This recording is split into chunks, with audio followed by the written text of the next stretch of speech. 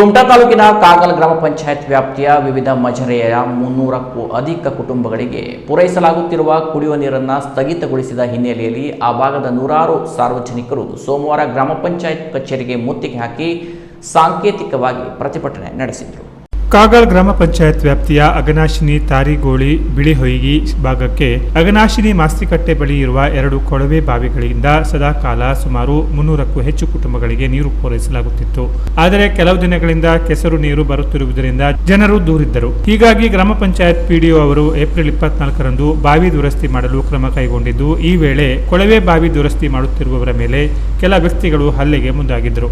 ಅಲ್ಲದೆ ಕೊಳವೆ ಬಾವಿಗೆ ಕಲ್ಲು ಜಡಿದು 35 ಪಂಪ್ಗಳನ್ನು ಒಡೆದು ಹಾನಿಪಡಿಸಿದರು. ಕೃತ್ಯ ಎಸಗಿದ 8 ಜನರ ವಿರುದ್ಧ ಕಾಗಲ್ ಗ್ರಾಮ ಪಂಚಾಯತ್ ಪಿಡಿಒ ಅವರು ಕುಮಟಾ ಠಾಣೆಯಲ್ಲಿ ಪ್ರಕರಣ ದಾಖಲಿಸಿದ್ದರು.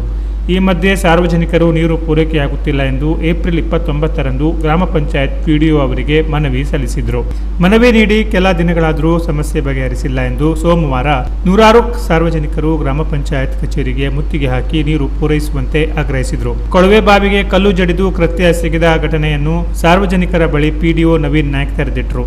ಈ ವೇಳೆ ಸಾರ್ವಜನಿಕರು ಮೇಲಾಧಿಕಾರಿಗಳು ಸ್ಥಳಕ್ಕಾಗಮಿಸಿ ಸಮಸ್ಯೆ ಬಗೆಹರಿಸುವವರೆಗೂ ಗ್ರಾಮ ಪಂಚಾಯತ್ ಕಚೇರಿ ಬಿಟ್ಟು ಕದಲುವುದಿಲ್ಲ ಎಂದು ಪಟ್ಟು ಹಿಡಿದರು. ಕೆಲ ಗಂಟೆಗಳ ನಂತರ ತಹಶೀಲ್ದಾರ್ ಶ್ರೀಕೃಷ್ಣ ಕಾಮ್ಕರ್, ತಾಲೂಕು ಪಂಚಾಯತ್ ಇಒ ಆರ್.ಎಲ್. ಭಟ್, ಪಿಐ ಯೋಗೀಶ್ ಅವರು ಸ್ಥಳಕ್ಕಾಗಮಿಸಿ ಮಂಗಳವಾರವೇ ಪೊಲೀಸ್ ಭದ್ರತೆಯಲ್ಲಿ ಕೊಳವೆ ಬಾವಿ ದುರಸ್ತಿಗೆ ಕ್ರಮ ಕೈಗೊಳ್ಳುವುದಾಗಿ ಭರವಸೆ ನೀಡಿ ಪರಿಸ್ಥಿತಿ ತಿಳಿಗೊಳಿಸಿದರು. ಟ್ಯಾಂಕರ್ ಮೂಲಕ ನೀರು ವಿತರಿಸಿದರೂ ಅನೇಕ ಕುಟುಂಬಗಳಿಗೆ ರಸ್ತೆ ಸಂಪರ್ಕ ಇಲ್ಲದ ಕಾರಣ ಟ್ಯಾಂಕರ್ ನೀರು ಪಡೆಯಲಾಗುತ್ತಿಲ್ಲ. ಹೀಗಾಗಿ ಶೀಘ್ರದಲ್ಲೇ ಮೊದಲಿನಂತೆ ಕುಡಿಯುವ ನೀರು ಒದಗಿಸಬೇಕು ಎಂದು ಸಾರ್ವಜನಿಕರು ಒತ್ತಾಯಿಸಿದರು.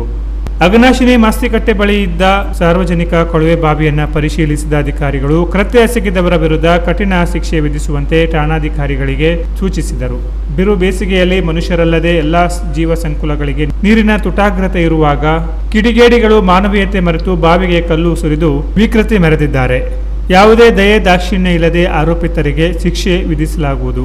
ಯಾರು ಈ ಕೃತ್ಯದಲ್ಲಿ ಭಾಗಿಯಾಗಿದ್ದಾರೆ ಅಂತವರಿಗೆ ಸರ್ಕಾರದ ಯಾವುದೇ ಸೌಲಭ್ಯ ಸಿಗದಂತೆ ಮಾಡಲು ಕ್ರಮ ವಹಿಸಬೇಕು ಎಂದು ಪಿಐ ಯೋಗೀಶ್ ಸಲಹೆ ನೀಡಿದರು. ಇನ್ನು ಪ್ರಕರಣ ದಾಖಲಾದ ಆರೋಪಿತರನ್ನು ಶೀಘ್ರದಲ್ಲೇ ಅರೆಸ್ಟ್ ಮಾಡಿ ಕಾನೂನು ರೀತಿಯ ಕ್ರಮಕ್ಕೆ ಮುಂದಾಗಲಾಗುವುದು. ಯಾರೆಲ್ಲ ಭಾಗಿಯಾಗಿದ್ದಾರೆ ಎಂಬುದನ್ನು ಪತ್ತೆ ಹಚ್ಚಿ ಕಠಿಣ ಕ್ರಮ ಕೈಗೊಳ್ಳಲಾಗುವುದು ಎಂದು ಭರವಸೆ ನೀಡಿದ ಬಳಿಕ ಸಾರ್ವಜನಿಕರು ತಮ್ಮ ಪ್ರತಿಭಟನೆ ಕೈಬಿಟ್ಟರು. ಅವ್ರ ಮನೆ ಎಲೆಕ್ಟ್ರಿಕ್ ಪವರ್ ತೆಗಿಸಿ ನಂತರ ಯಾವ್ದಕ್ಕೆ ಏನು ಪಂಚಾಯತಿಂದ ಬಂದಿರ್ತಕ್ಕಂಥದ್ದು ಅಕ್ಕಿ ಕೊಡ್ತಕ್ಕಂಥ ಎಲ್ಲದನ್ನು ಕಟ್ ಮಾಡಿ ತೆಗೀರಿ. ಈ ಥರ ಈಗ ಒಂದ್ಸತಿ ಮಾಡಿದ್ರೆ ಕರೆಕ್ಟ್ ಗೊತ್ತಾಗ್ತದೆ, ಮತ್ತೆ ಮುಂದೆ ಮಾಡಿಕ್ಕಿಲ್ಲ ಅಂತ ಗೊತ್ತಾಗ್ತದೆ.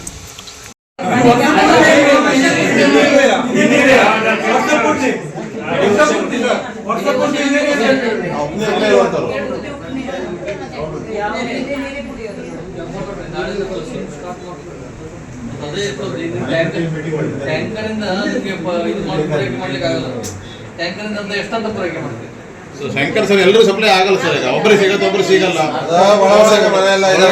ರಸ್ತೆ ಕಡೆ ಬರುತ್ತೆ.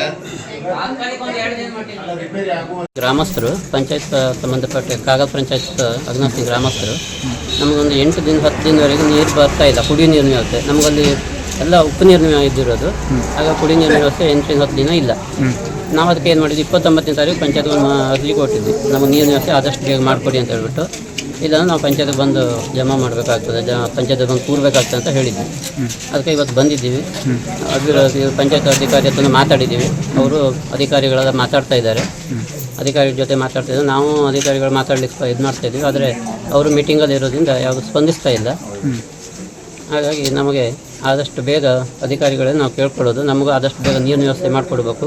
ಇರೋದನ್ನೇ ಆದಷ್ಟು ಬೇಗ ಸರಿಪಡಿಸಿ ಮೊದಲಿನಂತೆ ನಮಗೆ ವ್ಯವಸ್ಥೆ ಮಾಡಿಕೊಡ್ಬೇಕಾದ್ರೆ ತಮ್ಮ ಮೂಲಕ ಕೇಳ್ಕೊಳ್ತೇವೆ.